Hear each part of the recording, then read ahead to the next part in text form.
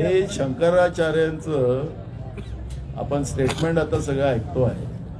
शंकराचार्यांचं म्हणणं आहे की आणि ते धर्माचे प्रमुख असतात, आपले 4 शंकराचार्य आहेत आणि ते धर्माचे प्रमुख आहेत आणि त्यांचं म्हणणं आहे की मंदिर अजून पूर्ण झालंच नाही, अपूर्ण मंदिरामध्ये या पद्धतीची स्थापना होणं आणि आता पौष महिना चाललेला आहे, या पौष महिन्यामध्ये या पद्धतीचे धर्मकार्य केले जात नाही हे आमचं संस्कृती सांगतं।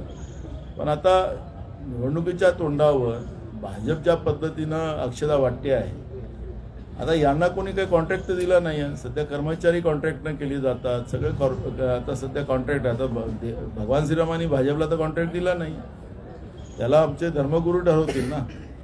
तर धर्मगुरू सांगतात की आता मंदिराचं काम पूर्ण होऊ द्या आणि रामनवमीच्या वेळेस, कारण की राम जन्मभूमी आहे ती, ज्यावेळेस राम जन्मची हे असेल त्या दिवशी स्थापना झाली पाहिजे असं शंकराचार्यांचं म्हणणं आहे। यांना निवडणुकीच्या तोंडाची घाई झालेली आहे, त्यामुळे धर्मामध्ये राजकारण नको आणि यांच्या निमंत्रणाने थोडीच आहे, आम्ही आमची आस्था आहे, आम्ही जाणार त्या ठिकाणी, त्याला कोणाच्या निमंत्रणाची गरज थोडी असतं।